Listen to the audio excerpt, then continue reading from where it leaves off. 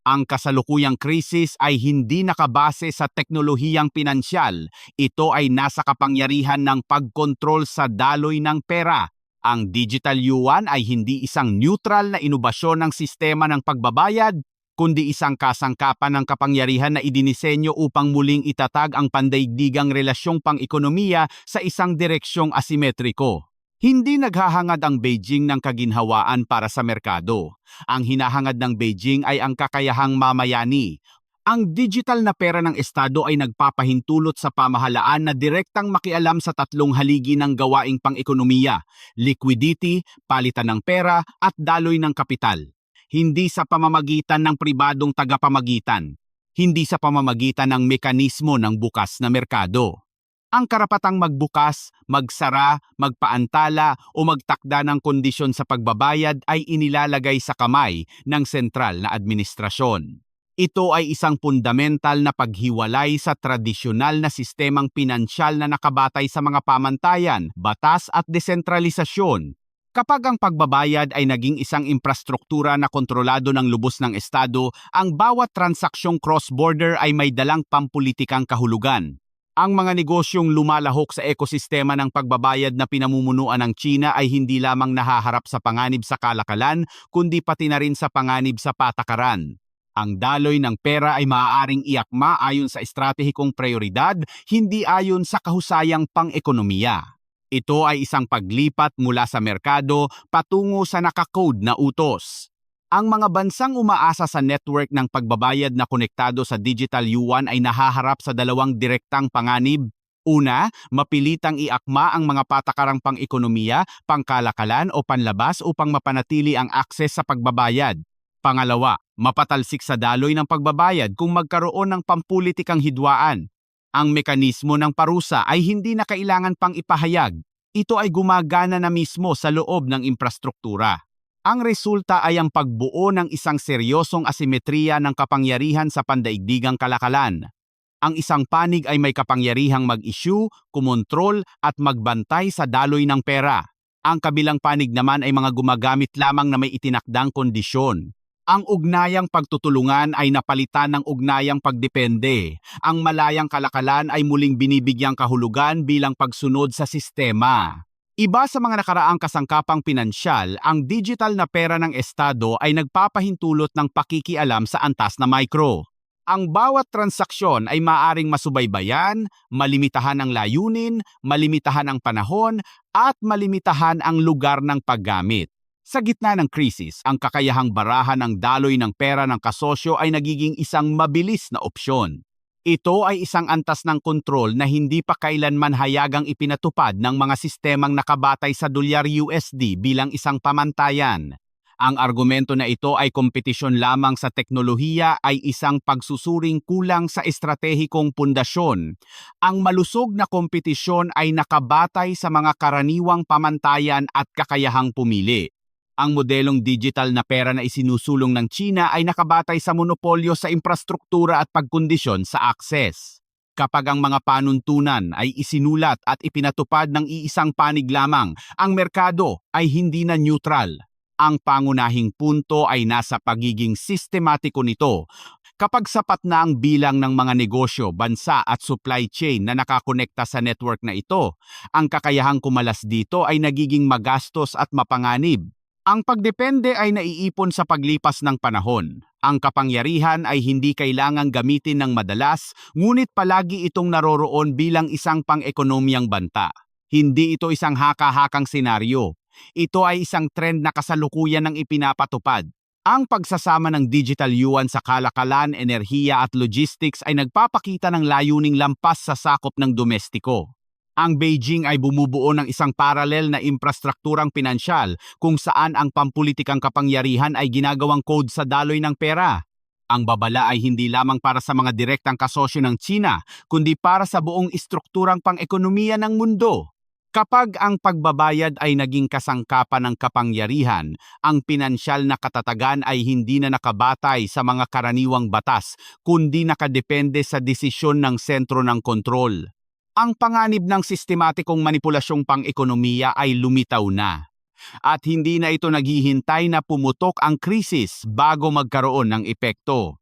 Ang babala ni Donald Trump ay hindi nagmula sa debate sa teknolohiya at hindi rin layuning protektahan ang interes ng Wall Street. Nagmula ito sa isang pangunahing obserbasyon. Ang Estados Unidos ay nahaharap sa panganib na mawalan ng karapatang magtakda ng mga panuntunan sa pandaigdigang pananalapi. Kapag ang mga pamantayan sa pagbabayad ay muling idinisenyo ng Beijing, ang pangunguna ng Washington ay hindi na matitiyak ng kasaysayan. Ang usapin ay wala sa kung may digital na pera ang China o wala. Ang usapin ay nasa kung paano ipinapatupad ang digital na perang iyon bilang isang kasangkapan ng kapangyarihan ng Estado. Ang digital yuan ay idinisenyo upang gumana sa labas ng mga tradisyonal na mekanismo ng kontrol na hawak ng Estados Unidos at ng mga kaalyado nito. Direkta nitong hinahamon ang istrukturang pinansyal na nakabatay sa dolyar na siyang pundasyon ng pang-ekonomiya at geopolitikal na impluensya ng Estados Unidos sa loob ng maraming dekada. Sa estratehikong lohika ng Washington, ang sistema ng pagbabayad ay hindi lamang isang infrastrukturang pang-ekonomiya. Ito ay isang kasangkapan sa pagpapatupad ng batas, parusa at pagpigil. Kapag ang China ay bumuo ng isang parallel na network ng pagbabayad, ang kakayahan ng Estados Unidos na magpatupad ng pinansyal na kapangyarihan ay nababawasan. Ang mga parusa ay nawawalan ng bisa kung ang target ay maaaring makipagtransaksyon sa labas ng sistemang kontrolado ng Estados Unidos. Ito ang dahilan kung bakit ang babala ni Trump ay may kinalaman sa estratehikong seguridad, hindi lamang isang pampulitikang pahayag. Isa sa mga pangunahing alalahanin ay ang kakayahan ng China na gamitin ang digital na pera ng Estado upang iwasan ang mga umiiral na mekanismo ng parusa. Kapag ang mga transaksyon ay isinagawa sa isang saradong ekosistema, ang data ay nasa labas ng saklaw ng pagbabantay ng mga institusyong kanluranin. Ang bisa ng mga pang-ekonomiyang hakbang ay nababawasan. Ang mga panuntunan ay nawawalan ng bisa mula sa loob nang hindi nangangailangan ng hayagang komprontasyon. Kasabay nito ay ang panganib ng paghina ng sentral na papel ng dolyar. Ang USD ay hindi lamang isang paraan ng pagbabayad, kundi isang asset ng reserba, sukatan ng halaga, at kasangkapan para sa katatagan ng sistema. Kapag ang malalaking kasosyo sa kalakalan ay unti-unting lumipat sa ibang mekanismo ng pagbabayad, ang pangangailangang humawak ng USD ay bababa rin. Hindi ito isang biglaang pagbagsak, kundi isang proseso ng sinadyang pagpuksa. Malinaw na nakikita ni Donald Trump ang naiipon na panganib na ito. Hindi kailangang palitan agad ang dolyar. Kailangan lamang gumawa ng sapat na mga alternatibong opsyon upang mabawasan ng mga bansa ang kanilang pagdepende. Sa oras na iyon, ang pinansyal na kapangyarihan ng Estados Unidos ay hindi na absoluto. Ito ay magiging isa na lamang sa maraming opsyon, sa halip na ang tanging pundasyon. Ang isa pang punto ng babala ay ang epekto sa mga kaalyado ng Estados Unidos. Kung kontrolado ng China ang mga pangunahing daluyan ng pagbabayad sa supply chain, ang mga kaalyadong bansa ay mapipilitang iakma ang kanilang mga patakaran upang mapanatili ang akses sa merkado. Pinahihinaan nito ang estratehikong pagkakaisa sa mga alyansang pinamumunuan ng Estados Unidos. Ang pressure ay hindi nanggagaling sa militar kundi sa daloy ng pera. Sa ganitong konteksto, ang mabagal na reaksyon ng Estados Unidos ay nagiging isang internal na panganib. Ang istrukturang pinansyal na bukas, desentralisado at lubos na nakadepende sa pribadong sektor ay nagpapakomplikado sa proseso ng pag-aakma ng patakaran. Sa kabaligtaran, ang modelong pinamumunuan ng Estado ay nagpapahintulot sa China na magpatupad ng mabilis, sabay-sabay at consistent. Ito ay isang institusyonal na disadvantage na hindi kayang malutas ng pampulitikang pahayag lamang. Ang babala ni Trump ay naglalayong pilitin ang sistemang pampulitika ng Estados Unidos na harapin ang isyu ng kapangyarihan, hindi kapangyarihang militar, hindi kapangyarihang teknolohikal, kundi ang kapangyarihang magtakda ng pandaigdigang pamantayan sa pagbabayad. Kung hindi kikilos ang Washington sa tamang oras, ang mga panuntunan ay muling isusulat at ang Estados Unidos ay magiging tagasunod na lamang. Ang mas malaking panganib ay wala sa isang partikular na digital na pera. Ito ay nasa president. Kapag napatunayan ng isang makapangyarihang bansa na maaaring gamitin ang infrastruktura ng pagbabayad upang diktahan ang kilos ng ibang bansa, ang kaayusang pinansyal na nakabatay sa mga karaniwang batas ay masisira. Ito ang punto kung saan napilitan si Trump na magbigay ng maagang babala. Hindi upang maghasik ng takot, kundi upang kumpirmahin na ang kompetisyon ay lumipat na sa antas ng istruktura kung saan ang pagkaantala ay nangangahulugan ng pagkawala ng kontrol. Ang pagpapabilis ng Tsina sa pagpapatupad ng digital na pera ng Estado ay hindi isang panandaliang reaksyon sa panlabas na presyur. Ito ay isang hakbang sa loob ng isang pangmatagalang estratehiya na idinisenyo upang muling itatag ang pandaigdigang pang-ekonomiyang kapangyarihan. Ang digital yuan ay hindi binuo bilang isang produkto ng merkado. Ito ay binuo bilang isang kasangkapan ng Estado na gumagana ayon sa lohika ng absolutong kontrol. Iba sa mga modelong digital na pera na sinusubukan sa maraming ibang ekonomiya, pinili ng China ang sentralisadong diskarte mula sa simula. Ang sentral na bangko ang may tungkulin sa pag-issue, pagbabantay at pag-uugnay. Ang pribadong sektor ay lumalahok lamang sa teknikal na pagpapatupad. Walang umiiral na institutional na buffer. Walang malayang espasyo para sa merkado. Nagbibigay ito ng kakayahan sa Beijing na iugnay ang pera sa mga estratehikong layunin ng bansa. Ang pangunahing punto ay ang pagsasama ng digital yuan sa mga pangunahing sektor ng tunay na ekonomiya. Ang mga pagbabayad sa kalakalan, mga kontrata sa enerhiya, pamumuhunan sa infrastruktura at cross-border logistics ay kabilang sa ekosistemang ito. Kapag ang digital na pera ay naging default na paraan sa mga malakihang transaksyon, ang kontrol sa daloy ng pera ay lumilipat mula sa merkado patungo sa nag-i-issue na estado. Ang estratehiyang ito ay nagpapahintulot sa China na unti-unting bumuo ng isang saradong network ng pagbabayad.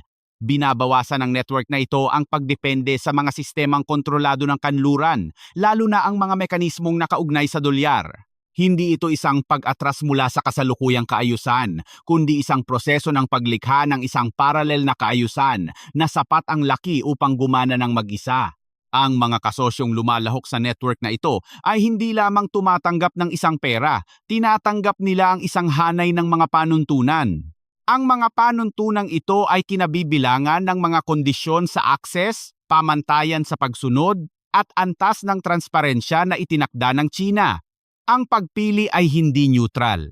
Ito ay nakaugnay sa pag-aakma ng pang-ekonomiya at pampulitikang kilos ayon sa prioridad ng sentro ng pag-issue. Mula sa pananaw ng geoeconomics, ito ay isang paglipat mula sa depensa patungo sa pagiging proaktibo. Hindi naghihintay ang China sa paghina ng kasalukuyang sistema. Bumubuo ang China ng alternatibong paraan, unti-unting pinapalawak ang impluwensya nito. Ang bawat kontrata na binabayaran sa pamamagitan ng digital yuan ay isang bagong anchor sa network ng pinansyal na kapangyarihan. Higit na mahalaga, ang estratehiyang ito ay hindi nangangailangan ng mabilis na panalo. Tinatanggap ng Beijing ang isang pangmatagalang proseso, unti-unting iniipon ang pagdepende. Kapag sapat na ang mga bansa at negosyong nakatali ang interes sa ekosistemang ito, ang kakayahang bumaligtad ay magiging limitado. Ang kapangyarihan sa oras na iyon ay hindi na kailangang gamitin ng madalas. Ito ay iiral na bilang isang namamayaning istruktura. Ang digital na pera sa kontekstong ito ay hindi na lamang isang kasangkapan para sa paglilipat ng halaga. Ito ay nagiging paraan para sa pag-uugnay ng kilos. Ang kakayahang magsubaybay, magsuri at makialam sa daloy ng pera ay nagbibigay daan sa China na ikonekta ang patakarang pananalapi sa patakarang panlabas, kalakalan at seguridad. Ito ay ang pagsasama ng mga kasangkapan ng kapangyarihan sa iisang infrastruktura. Ang epekto ng hakbang na ito ay lampas sa sakop ng ugnayang bilateral. Kapag napatunayan ng isang makapangyarihang bansa na ang pera ay maaaring gamitin bilang isang epektibong geo-economic leverage, ang ibang bansa ay mapipilitang muling suriin ang antas ng seguridad ng kanilang pinansyal na pagdepende. Ang tiwala sa neutralidad ng pandaigdigang pagbabayad ay humihina. Ang pinakamalaking panganib ay wala sa kung magtatagumpay ba ng lubos ang China o hindi. Ang panganib ay nasa katotohanang ang bagong pamantayan ay kasalukuyan ng sinusubukan at ginagawang standard. Kapag ang pera ay naging isang legal na geo-economic na sandata, ang kompetisyon sa pagitan ng mga makapangyarihang bansa ay lumilipat sa antas ng infrastruktura.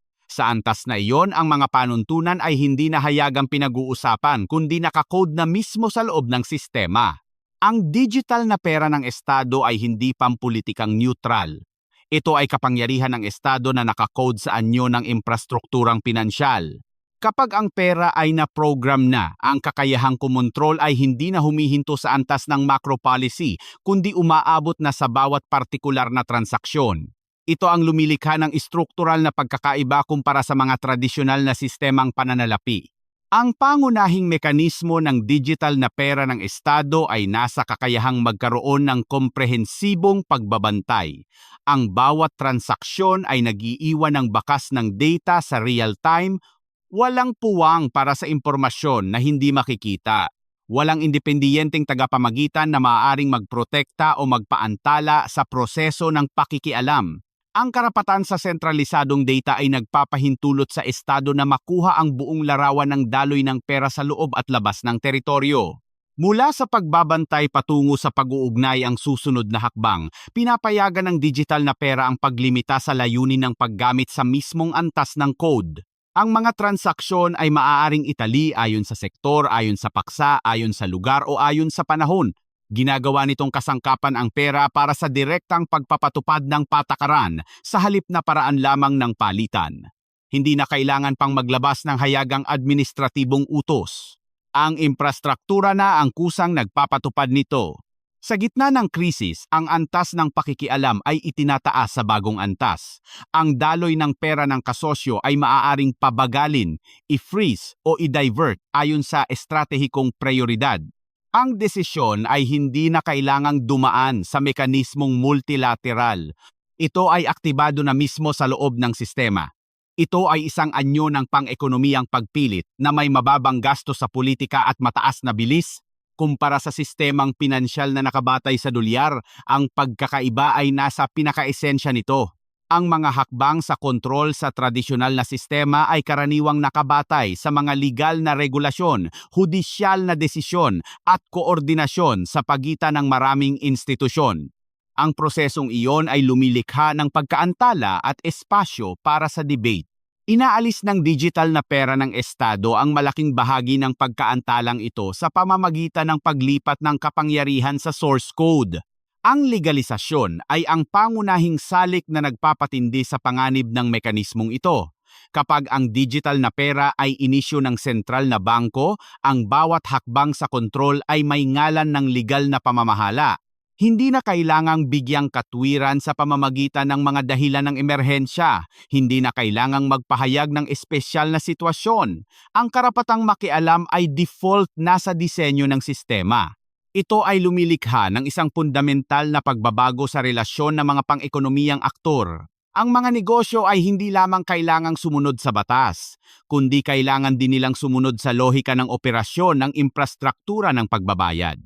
Ang mga bansa ay hindi lamang nakikipagnegosasyon sa patakaran, kundi kailangang isaalang-alang ang antas ng pagdepende sa sistemang hindi nila kontrolado. Ang autonomiya ay lumiliit ng hindi nangangailangan ng direktang hidwaan. Ang isa pang panganib ay nasa asimetriya ng kapangyarihan. Ang nag-i-issue ay may buong karapatang mag-adjust. Ang gumagamit ay walang katumbas na kasangkapan para lumaban. Kapag nagkaroon ng hindi pagkakaunawaan, ang kakayahang magreklamo o umapila ay limitado mismo ng infrastruktura na gumagana. Ang pinansyal na kapangyarihan ay nagiging isang direksyon lamang. Sa antas na internasyonal, ang legalisasyon ng manipulasyon sa daloy ng pera ay sumisira sa pangunahing asumpit ng pandaigdigang kalakalan na ang pagbabayad ay neutral. Kapag ang asumpit na ito ay gumuho, ang tiwala sa karaniwang sistemang pinansyal ay bababa. Ang mga bansa ay magsisimulang muling suriin ang mga panganib, hindi lamang sa palitan ng pera o interes, kundi sa kakayahang makialam ng may sinasadyang layunin. Ang pangmatagalang resulta ay ang pagtaas ng pinansyal na depensa. Ang mga bansa ay maghahanap ng paraan upang pag-iba-ibahin ang infrastruktura, bawasan ang pagdepende, at bumuo ng mga backup na plano. Gayunpaman, ang prosesong ito ay magastos at hindi lahat ay may kakayahang gawin ito. ang agwat sa pagitan ng malalaki at maliliit na ekonomiya ay lalong lalawak. Ang digital na pera ng Estado sa kontekstong ito ay hindi na lamang isang kasangkapan para sa pamamahala ng pananalapi. Ito ay nagiging mekanismo para sa manipulasyon ng daloy ng pera na ginawang standard at legal. Kapag ang kapangyarihan ay nakabaon na ng malalim sa infrastruktura, ang tanong ay hindi na kung gagamitin ba ito o hindi, kundi kailan at kanino. Ang panganib ng sistema ay hindi na nasa panandaliang intensyon, kundi sa kakayahang palaging handang i-activate. Hindi nagkukulang ang Washington sa mga kasangkapan, nagkukulang ang Washington sa institusyonal na espasyo upang kumilos ng mabilis. Kapag ang digital na pera ng Estado ay naging infrastruktura ng kapangyarihan, ang Estados Unidos ay nadidiin sa isang struktural na dilema. Ang bawat pagpili ay may kaakibat na estratehikong gastos, walang opsyong neutral. Ang unang opsyon ay ang bilisan ang pagbuo ng digital na pera ng sentral na bangko. Makakatulong ito sa Estados Unidos na protektahan ang papel nito sa pagtatakda ng mga pamantayan sa pagbabayad. Gayunpaman, ang pagpapabilis ay nangangahulugan ng pagpapalawak ng kontrol ng Estado sa daloy ng pera.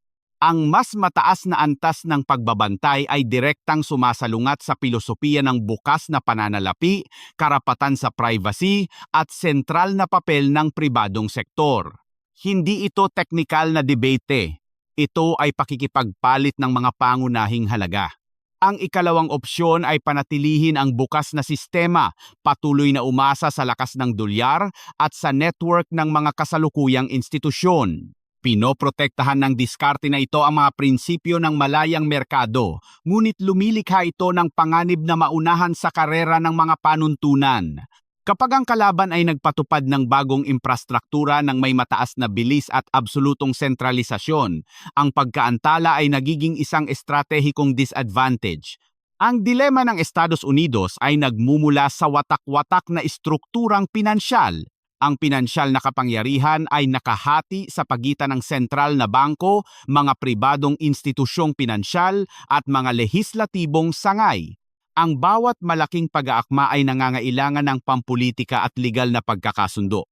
Sa kabilang banda, ang modelong pinamumunuan ng Estado ay nagpapahintulot sa Tsina na magdesisyon ng mabilis, magpatupad ng sabay-sabay at mag-adjust ng flexible. Ang usapin ay wala sa kakayahang teknolohikal. Ang Estados Unidos ay nagmamay-ari ng nangungunang ekosistemang pinansyal at teknolohikal. Ang usapin ay nasa kakayahang gawing isang nagkakaisang patakaran ang kakayahang iyon. Kapag ang digital na pera ay naging estratehikong infrastruktura, ang institusyonal na pagkaantala ay nagiging panganib sa seguridad ng ekonomiya.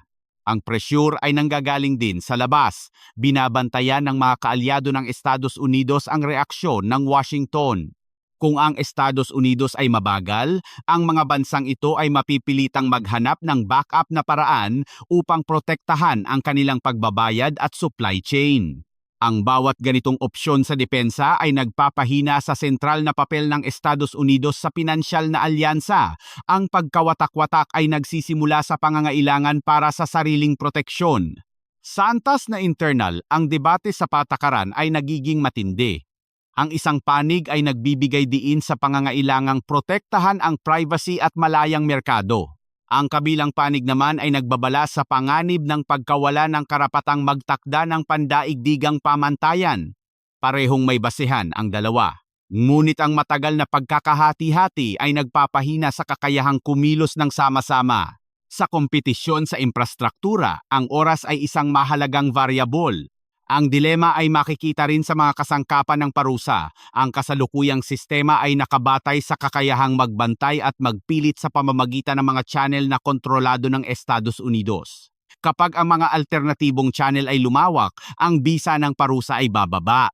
Upang mapanatili ang pagiging epektibo, kailangang palawakin ng Estados Unidos ang saklaw ng kontrol o i-upgrade ang infrastruktura. Parehong nangangailangan ang mga ito ng malalim na pagbabago sa institusyon. Ang pangunahing punto ay ang problemang ito ay hindi malulutas ng pampulitikang pahayag o panandaliang hakbang. Nangangailangan ito ng estratehikong pagpili tungkol sa modelong pinansyal na nais protektahan ng Estados Unidos. Ang pagpili sa bilis ay nangangahulugan ng pagtanggap sa mas mataas na antas ng kontrol. Ang pagpili sa mga halaga ay nangangahulugan ng pagtanggap sa asimetrikong kompetisyon sa maikling panahon. Ang pinakamalaking panganib ay ang kalagayan ng matagal na pag-aalinlangan. Kapag ang Estados Unidos ay hindi nagbigay ng malinaw na direksyon, ang espasyo ng mga panuntunan ay pupunuin ng kalaban. Ang mga pamantayan ay maitataguyod na bago pa man makabuo ng sapat na reaksyon. Sa ganitong konteksto, ang dilema ay hindi na isang estratehikong pagpili, kundi nagiging resulta na lamang ng institusyonal na pagkaantala. Ang multipolar na kaayusan ng pananalapi ay hindi automatikong nagdadala ng balanse. Ito ay lumilikha ng mas maraming sentro ng kapangyarihan, habang kasabay nito ay nagpapataas ng hidwaan sa mga pamantayan. Kapag ang digital na pera ng Estado ay ipinatupad bilang estratehikong infrastruktura, ang pandaigdigang sistemang pinansyal ay pumasok sa yugto ng kontroladong pagkawatak-watak. Ang panganib ay hindi puputok agad. Ito ay naiipon ayon sa istruktura. Sa isang multipolar na kapaligiran, ang pandaigdigang pagbabayad ay unti-unting nawawalan ng neutralidad. Ang bawat infrastruktura ay nakatali sa isang sentro ng pag-issue, isang hanay ng mga panuntunan, at isang sariling pampulitikang lohika. Ang mga negosyo at bansa ay hindi na lamang pumipili ng paraan ng pagbabayad ayon sa gastos o kahusayan, kundi ayon sa antas ng geopolitikal na panganib. Ang mga pang-ekonomiyang desisyon ay nakadepende sa relasyon ng kapangyarihan. Ang mga maliliit na ekonomiya ang pinakaapektado. Ang limitadong kakayahan sa negosasyon ay nagpapadali sa kanila na mahila sa loob ng impluwensya ng pinansyal na kapangyarihan ng mga malalaking bansa. Kapag ang pagpili ng infrastruktura ng pagbabayad ay nangangahulugan din ng pagpili ng direksyon ng patakaran, ang espasyo para sa autonomiya ay lumiliit. Ang pagdepende ay nabubuo ng hindi nangangailangan ng formal na kasunduan. Ito ay naitatag sa pamamagitan ng mga kontrata at daloy ng pera. Ang pandaigdigang pagbabayad ay ginagawang pampolitika sa antas ng infrastruktura. Ang mga hakbang para sa pagbibigay ng presyur ay hindi na kailangan pang ihayag. Ang mga kondisyon sa access, prioridad sa pagproseso, at pamantayan sa pagsunod ay nagiging kasangkapan sa pag-impluwensya. Sa gitna ng krisis, ang kakayahang i-divert ang daloy ng pera ayon sa estratehikong prioridad ay nagpapataas ng panganib ng pagkagambala sa supply chain. Dahil dito, ang katatagan ng kalakalan ay nagiging marupok. Ang pagkawatak-watak ay nagpapahina rin sa mekanismo ng pandaigdigang pamamahala. Ang mga karaniwang pamantayan ay mahirap makamit kapag ang bawat sentro ng pag-issue ay humahabol sa sarili nitong interes. Ang papel ng koordinasyon ng mga multilateral na institusyon ay hinahamon ng katotohanan ng operasyon ng paralel na infrastruktura. Kapag ang mga panuntunan ay hindi na nagkakaisa, ang kakayahang humarap sa kolektibong krisis ay bumababa.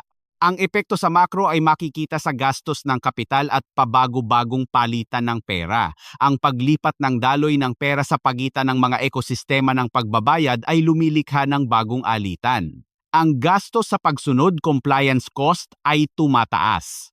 Ang panganib sa conversion ay tumataas. Kailangang lagyan ng presyo ng merkado ang pampulitikang variable sa bawat cross-border na transaksyon. Dahil dito, ang kahusayan sa alokasyon ng mga resources ay bumababa. Sa antas ng patakaran, ang mga bansa ay nahaharap sa problema ng pinansyal na depensa. Ang pag-iba-iba ng infrastruktura ay nagiging prioridad, ngunit may kasama itong malaking gastos sa pamumuhunan at mataas na antas ng komplikasyon sa pamamahala. Hindi lahat ng ekonomiya ay may sapat na kakayahang bumuo ng mga backup na plano. Ang agwat sa pagitan ng mga bansang may mataas at mababang kakayahan sa institusyon ay lalong lumalawak. Ang panganib ng sistema ay nasa kakayahan din nitong kumalat. Kapag ang isang sentro ng pagbabayad ay nagpatupad ng mga limitasyon, ang epekto ay hindi lamang humihinto sa bilateral na relasyon. Ang chain reaction ay maaaring kumalat sa iba pang mga ekosistema sa pamamagitan ng network ng mga negosyo at bangko. Ang domino effect ay nagiging mahirap hulaan sa isang kapaligiran ng maraming infrastruktura. Ang mga pagsisika para sa koordinasyon sa pamamagitan ng mga internasyonal na forum ay may limitasyon. Kapag ang infrastruktura ay nasa labas ng saklaw ng karaniwang regulasyon, ang mga rekomendasyon sa patakaran ay nagkukulang sa mekanismo ng pagpapatupad. Ang papel ng mga organisasyon tulad ng United Nations ay nagiging mas parang forum na lamang sa halip na kasangkapan sa pakikialam. Dahil dito ang puwang sa pamamahala ay umiiral kasabay ng paglawak ng kapangyarihan ng infrastruktura. Ang multipolar na kaayusan ng pananalapi sa konteksto ng digital na pera ng Estado ay hindi isang bagong matatag na kalagayan. Ito ay isang yugto ng transition na may mataas na antas ng panganib. Kapag ang mga sentro ng kapangyarihan ay naglalabanan sa pamamagitan ng infrastruktura, ang pandaigdigang pang-ekonomiyang katatagan ay nakadepende sa kakayahang pigilan ang paggamit ng mga pinansyal na kasangkapan bilang pampulitikang leverage. Ang asumpit na iyon ay lalong nagiging mahirap panatilihin. Ang labanan sa digital na pera ay hindi isang teknolohikal na hidwaan. Ito ay isang digmaan sa pagtukoy ng mga pamantayan. Kapag ang infrastruktura ng pagbabayad ay naging puwang para sa kompetisyon, ang pangunahing tanong ay hindi na kung sino ang mas mabilis mag-issue, kundi kung aling sistema ang tatanggapin bilang default na panuntunan ng pandaigdigang ekonomiya. Ang isang panig ay sumusunod sa modelo ng sentralisadong kontrol, pagkondisyon sa akses, at pagsasama ng pampulitikang kapangyarihan sa infrastrukturang pinansyal. Ang kabilang panig naman ay nagpoprotekta sa modelong nakabatay sa bukas na pamantayan, desentralisasyon at sentral na papel ng merkado. Ang dalawang lohikang ito ay hindi maaaring magsama ng buo sa iisang espasyo ng pagbabayad. Ang banggaan ay hindi maiiwasan. Pinili ng China ang diskarte na itinuturing ang pera bilang kasangkapan sa pag-uugnay ng kilos. Kapag ang mga panuntunan ay nakakode na sa loob ng infrastruktura, ang pagsunod ay hindi na kailangan pang pag-usapan. Ang kapangyarihan ay gumagalaw ng tahimik, patuloy at maaaring i-activate ayon sa konteksto. Ito ang bentahe ng sentralisadong modelo. Bilis, konsistensya at mataas na kakayahang magtakda ng kondisyon. Napipilitan ng Estados Unidos na tumugon hindi upang makipagkompetensya sa bawat feature, kundi upang protektahan ang papel nito sa pangunguna sa mga pamantayan. Kung hindi ito magagawa, ang espasyo ng mga panuntunan ay muling tutukuyin ng panig na mas mabilis na nagpapatupad. Sa labanang ito, ang pagkaantala ay nangangahulugan ng pagtanggap sa panuntunan ng kalaban. Ang punto ng pagkakaiba ay wala sa kung ang USD ba ay mapapalitan o hindi. Ang USD ay hindi pa naaalis sa trono. Ang pandaigdigang ekonomiya ay nakabatay pa rin sa lalim ng merkado, liquidity at sa network ng mga institusyong pinamumunuan ng Estados Unidos. Gayunpaman, ang bentaheng iyon ay hindi na permanente. Kapag lumawak ang mga alternatibong ekosistema ng pagbabayad, ang kapangyarihang nakabatay sa kasaysayan ay unti-unting napupuksa sa paglipas ng panahon.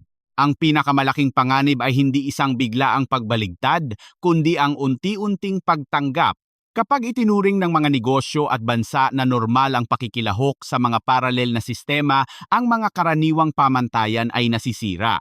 Ang karapatang pumili ay nililimitahan ng gastos sa paglipat at ng panganib na ma-exclude. Ang malayang merkado ay nagiging merkado na nahahati sa mga sona. Sa antas na pampulitika, ang responsibilidad ng mga pinuno ay nagiging malinaw. Ang pagpapabaya sa infrastruktura ng pagbabayad na sumunod na lamang sa agos o sa panandaliang interes ay lumilikha ng pangmatagalang epekto sa soberanya ng ekonomiya. Ang desisyon ngayon ang magtatakda ng antas ng autonomiya ng bansa sa loob ng maraming dekada. Walang puwang para sa estratehikong kalituhan. Ang paggising ng lipunan at ng mga gumagawa ng patakaran ay isang mahalagang kondisyon. Ang digital na pera ng Estado ay hindi maaaring ituring na isang teknikal na issue na hiwalay sa politika. Ito ay isang pagpili tungkol sa modelo ng kapangyarihan. Kailangang maunawaan ng lipunan na ang panandaliang kaginhawaan ay maaaring may kaakibat na pangmatagalang gastos sa kontrol. Ang transparensya ng infrastruktura ay nagiging isang kinakailangan sa seguridad, hindi lamang sa pamamahala. Sa ganitong konteksto, ang kompetisyon na walang putukan ay ang siyang mapagpasyahan. Walang deklarasyon ng digmaan. Walang malinaw na hangganan. Mayroon lamang mga pamantayang tinatanggap o tinatanggihan. Ang resulta ay nakadepende sa kakayahang kumbinsihin ang mundo na ang sariling sistema ay nagdadala ng katatagan, katarungan at kakayahang mahulaan ang mga susunod na mangyayari.